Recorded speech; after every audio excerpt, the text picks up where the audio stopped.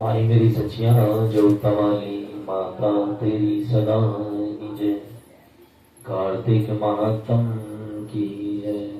श्री लंबोदरी गजवंदनम जय जय श्री गणेश।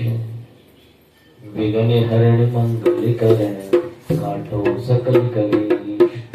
काटो सकल कलेश प्रथम मैं तुम्हें मनाऊं।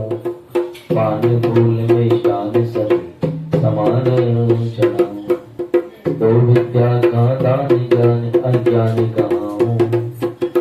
रखना मेरा मान चलो तुम्हें नमाऊं। सर की दाता सरस्वती करो तुम्हारा ज्ञान। चारिणी ब्रह्माणी करो जियाज प्रदान। गुरु गोविंद की कहीं चरण नमाओ चरणों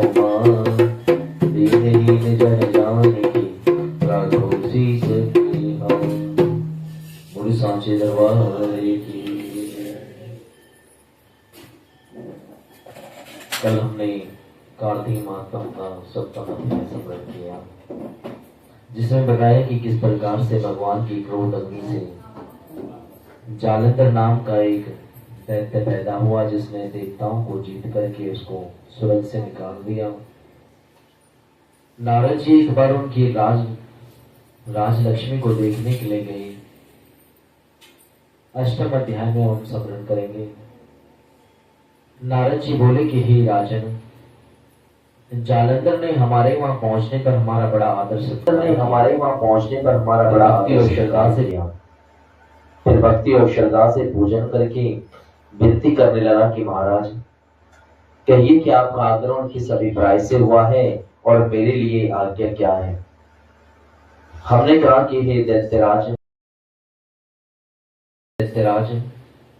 मैं कैलाश पर्वत पर गया था। वहां पार्वती सहित शिव अवधूत और उनका वैभव देखकर मैं चकित रह गया। अब तीनों लोकों का भ्रमण करते हुए मैंने यहाँ आकर आपकी समृद्धि भी देखी है। आपकी और शिव की समृद्धि में और वैभव में किसी प्रकार का कोई अंतर नजर नहीं आता। केवल तुम्हारा वैभव स्त्री रहित है। कामदेव के शत्रु राग रहित अंग पर भस्म लपेटने वाले भगवान शिव के पास स्त्री रतन के रूप में श्री पार्वती जी हैं। ये माना कि तुम्हारे पास में अनेक सुंदर स्त्रियां हैं, परंतु उनमें से कोई भी ऐसी नहीं जिसकी तुलना पार्वती से की जा सके। अतः आपका स्त्री रहित अधूरा वैभव देखकर मैंने यही निश्चय किया है कि भगवान शिव के समान संसार में अर्थात ब्रह्मांड में किसी का भी वैभव नहीं। जिनके पास एकमात्र पार्वती ऐसी स्त्री है जिसको देखकर ब्रह्मा जी ने अनेक अप्सराएं रची, परंतु एक भी पार्वती के समान नहीं है। नारद जी बोले, हे राजा प्रथु, मैं तो केवल इतनी बात कहकर के वहां से चला आया, परंतु पार्वती जी की अपूर्ण सुंदरता की बात सुनकर जालंधर कामदेव के ज्वर से पीड़ित हो गया और उसी समय राहु को बुलाकर कहा कि तुम अभी कैलाश पर्वत पर जाकर शिव को हमारी आज्ञा सुनाओ और कहो कि त्रिलोकी के राजा अति पराक्रमी जालंधर ने आज्ञा दी है कि तीनों लोगों के नाथ और सब रत्नों के स्वामी के अतिरिक्त संसारवासी तथा नरमुंडों की माला धारण करने वाले जटाजूटधारी अवधूत के पास पार्वती जैसी परम सुंदरी स्त्री शोभा नहीं देती। तीनों लोगों का स्वामी होने के कारण सभी रतन मेरे पास होने चाहिए, क्योंकि पार्वती रूप स्त्री रतन है, अतः वह मेरे पास ही शोभित रहता है। दैत्यराज जालंधर की आज्ञा सर धरकर राहु उसी समय चंद्रमा के समान उज्ज्वल कैलाश पर जा पहुंचा। अपनी भयंकर दृष्टि से दीप्तमान कैलाश पर्वत को काला कर दिया। तब भगवान शिव के द्वार पर नंदी द्वारा रोके जाने तथा शिव के सम्मुख उपस्थित किए जाने पर राहु ने दैत्यराज जालंधर की आज्ञा सुना दी।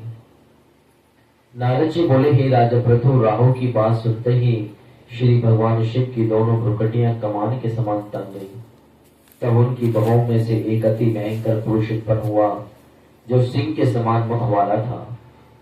उसके लाल लाल अग्नि के समान विकराल नेत्र थे और उसके सारे शरीर पर बड़े बड़े बाल खड़े हुए थे। उत्पन्न होते ही विकराल पहनकर मुख फैलाकर राहु को खा जाने के लिए आगे बढ़ा तो राहु भयभीत होकर के आगे हाथ जोड़कर बोला कि हे देवों के देव महादेव, एक तो मैं ब्राह्मण हूं, दूसरा दूध के रूप में आया हूं, अतः आप कृपा करके मुझे मत मारिए। राहु की बात सुनकर के भगवान शंकर ने उसको आकाश में फेंक दिया। तब वह भयंकर पुरुष राहु को छोड़कर भगवान शिव के पास आया और अनन्य विनम्र भाव से बोला कि मैं भूखा हूं, कृपा करके मुझे कुछ खाने को दीजिए। तब भगवान शिव ने कहा कि तुम अपने हाथ पैरों को खा जाओ। शिव की आज्ञा पाते हुए अपने हाथ पैरों से सारे धड़ को खा गया। जब केवल मुख ही शेष बचा तब भगवान शंकर ने प्रसन्न होकर कहा, तुमने मेरी आज्ञा का पालन किया है, इसलिए तुम्हारा कीर्ति मुख नामक नाम प्रसिद्ध होगा और आज से तुम मेरे द्वारपालों में नियुक्त किए जाओगे। पहले तुम्हारी पूजा होगी, इसके बाद मेरी। तुम्हारी पूजा के बिना मेरी पूजा निष्फल रहेगी। उधर राहु आकाश से परवर देश में जा गिरा। राहु की ऐसी दशा सुन जालंधर अत्यंत क्रोधित हुआ और दैत्यों की करोड़ सेना लेकर के अपने पुरुष से जैसे ही बाहर निकला, सामने से एक आंख वाले शुक्राचार्य अंगभंग राहु को आते देखा। इसके अतिरिक्त अनेक अपशुभन हुए, परंतु ये देखकर भी वह रुका नहीं। तब वह अपार दैत्य सेना सारे आकाश में दल बादल की भांति छा गई। जब देवताओं ने जालंधर को अपार सेना सहित कैलाश पर चढ़ाई करते देखा तो चुपचाप इसकी सूचना भगवान शिव को दी। खबर पाते ही भगवान शिव जो ही भगवान विष्णु का स्मरण किया वे तत्काल प्रकट हो गई। तब भगवान शिव ने कहा कि हे भगवान, आपने देवताओं की पीड़ा हरने वाले इस महादैत्य को क्यों नहीं मारा? इतना ही नहीं, आप स्वयं ही लक्ष्मी सहित उसके घर में विराजमान हो गए। आखिर इसका कारण क्या है? तब भगवान विष्णु ने उत्तर दिया कि यह दैत्य राज आपके अंश से उत्पन्न हुआ है और फिर लक्ष्मी जी का भाई है, इस कारण हमने इसको नहीं मारा। यह महादैत्य आपके हाथों से मारा जाएगा। भगवान विष्णु की बात सुनकर भगवान शिव ने कहा कि यह तेजस्वी दैत्य हमसे भी नहीं मारा जाएगा, अतः इसको मारने के लिए आप अपना तेज देने की कृपा करें। भगवान शिव की बात सुनकर श्री विष्णु सहित समस्त देवताओं ने अपना अपना तेज दे दिया। तत्पश्चात भगवान शिव उस तेज को इकट्ठा करके ज्वाली माली सुदर्शन चक्र और एक ब्रज बनाकर जालंधर से युद्ध करने के लिए तैयार हो गए। भगवान शिव के भूत गणों की सेना में समस्त देवता गण भी शामिल हो गए। उधर जालंधर अपनी सेना सहित कैलाश के समीप जा पहुंचा। इधर कीर्ति मुख नंदी समस्त गण और देवताओं की सेना भी युद्ध क्षेत्र में आ खड़ी हुई। इसके पश्चात देवता और जालंधर को ऐसा घोर संग्राम हुआ कि जिससे समस्त भूमंडल कंपमान हो गया। युद्ध के मैदान में जितने दैत्य मरते, दैत्य गुरु शुक्राचार्य उन्हें अपनी संजीवनी विद्या से जीवित कर देते। यह दृश्य देखकर के भूतादि गणों ने भगवान शिव के पास जाकर उनसे संपूर्ण वृत्तांत कहा। तब भगवान शिव ने कंदरा के समान मुख वाली एक महाभयंकर तानजंगा नामक एक कन्या अपने मुख से उत्पन्न की। वह कन्या हुंकार मारकर दैत्य को अपने मुख में डालती हुई श्री शुक्राचार्य जी को उठाकर अलोप हो गई। तब शिवगण निर्भय होकर दैत्य सेना को बुरी तरह मारने लगे। गणों की इस मार से व्याकुल होकर दैत्य सेना भाग खड़ी हुई। दैत्य सेना को इस प्रकार भागते देख जालंधर के सेनापति सुम निशुम कालनेमी ने आगे बढ़कर देव सेना पर पराक्रम से प्रहार करना शुरू कर दिया। अब देव सेना दैत्यों की मार से विचित हो उठी। तब गणेश और शुम्भ का महाघोर संग्राम हुआ। इस समय दैत्यों को पराजित करते देख जालंधर स्वयं युद्ध क्षेत्र में आया। उसे देख देव सेना की ओर से वीरभद्र ने जालंधर पर अनेक प्रहार किए। तब जालंधर ने क्रोधित होकर अपनी परिध उस पर दे मारी, जिससे रथ की ध्वजा कट गई। फिर देव सेना में भयंकर बाण वर्षा करके उसमें भगदड़ मचाती। अपनी सेना की यह दशा देख शंकर भगवान बैल पर सवार होकर के स्वयं युद्ध क्षेत्र में आ गए। उन्होंने तीव्र बाणों की वर्षा प्रारंभ की। भगवान शिव की प्रहार से दैत्य सेना इस प्रकार भागने लगी जैसे कार्तिक मास के व्रत से पाप समूह भाग जाते हैं। उसी समय भगवान शिव ने अपने बाणों से खड़क रोमा का सर काट कर पृथ्वी पर गिरा दिया।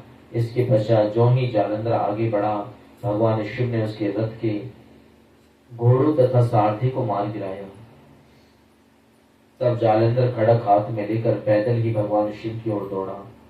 भगवान शिव ने तत्काल आगे बढ़कर एक मुक्का मारकर उसकी छाती में उसे दैत्य को विहीन कर दिया। इस प्रकार जब जालंधर ने देखा कि भगवान शिव अजय है, तो उसने गंधर्व माया रची। गंधर्व तथा अप्सरा युद्ध क्षेत्र में नृत्य गान करने लगे। भगवान शिव इस माया में फंसकर नाचने और गाने लगे। भगवान शिव को इस माया में फंसा देख जालंधर महादेव जी का रूप धारण कर पार्वती के पास गया और उनका सुंदर रूप देखकर कामा अंधा हो गया।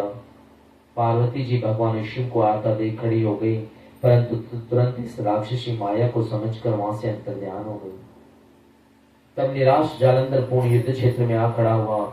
उधर जालंधर के चले जाने पर माता पार्वती ने जो ही भगवान विष्णु का स्मरण किया, वे तत्काल उपस्थित हो गए। उन्होंने जालंधर के शीघ्र मारे जाने का आश्वासन दिया। फिर विचार करने लगे। जालंधर ने स्वयं अपनी मृत्यु का रास्ता बता दिया। यह दुष्ट विंदा की पतिव्रत धर्म के कारण ही नहीं मरा है, अतः देवताओं तथा अपने भक्तों की रक्षा के लिए हमको ही विंदा को धर्म से डिगाने का घोर कर्म करना पड़ेगा, क्योंकि ऐसा किए बिना यह दुष्ट नहीं मारा जाएगा। इतनी देर में भगवान शिव भी राक्षसी माया से मुक्त हो गए और जालंधर को आया देखकर उस पर बाण वर्षा करने लगे। इति श्री कार्तिक महात्म अष्टम अध्याय। श्री नारायणाय नमः। श्रीमन्नारायण नारायण नारायण।